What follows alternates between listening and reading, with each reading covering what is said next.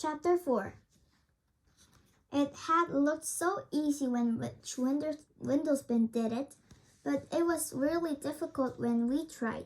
All the herbs got muddled up, and Gorilla and Diamond grabbed the same bottle of oil, and it spilled everywhere. Diamond tried to stir the mixture too fast, and it slopped over the edge, and the most peculiar smell drifted up into the air. Gorilla knocked the basket of lavender onto the floor, and I was certain we were going to end up with a horrible mess. Do you think we should tell which Windowspin we can't do it? I asked. To my surprise, Daisy shook her head. Why don't we try again? She suggested. Alice said yes, and so did Sophia. Emily, Daisy, and Charlotte nodded. Diamond and Gorilla folded their arms and glared. We don't want to start again, Gorilla said.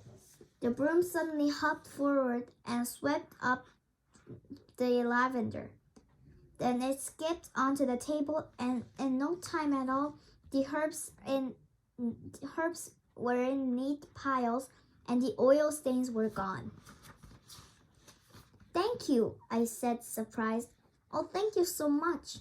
The broom bubbled a little bow and leaned itself against the wall. Let's try again, Alice said. I'm sure we could get it right if we try. The broom seemed to nod encouragingly, and we all laughed. Diamond and Gorilla pretended they hadn't seen it. Come on then, I said. So Alice and Charlotte mixed up the herbs. Alice, Emily, and Sophia poured in the oils, and Daisy and I stirred it. When it was Daisy's turn, she stirred it very carefully with her eyes shut tight. I'm trying to think peaceful thoughts, she explained. I was glad she was, because I was boiling inside. Gorilla and Diamond hadn't offered to help even once. I looked at them as I stirred, and I so nearly said something horrid that I actually had to bite my tongue.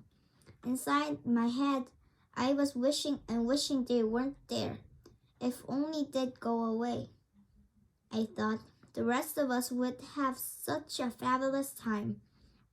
But I didn't say anything. Then, the absolute minute we finished, they were the ones who put their hands up. Which Windowspin? Gorilla called out, and she sounded so electric. We finished. We made the potion. That's right, Diamond said, and she gave me a freezing stare. And we did every bit of it all by ourselves. If Witch Windowspin noticed me glaring at the twins, she didn't say anything. She picked up the bowl and held it up to her nose with her eyes half shut. She said thoughtfully. As she put the potion down, the little black kitten jumped off the fairy Angora's lap and came running to see what we were doing. It brushed against my leg and made me jump. And I knocked the table, and the bowl wobbled madly. Half the contents splashed over the broom, and it vanished.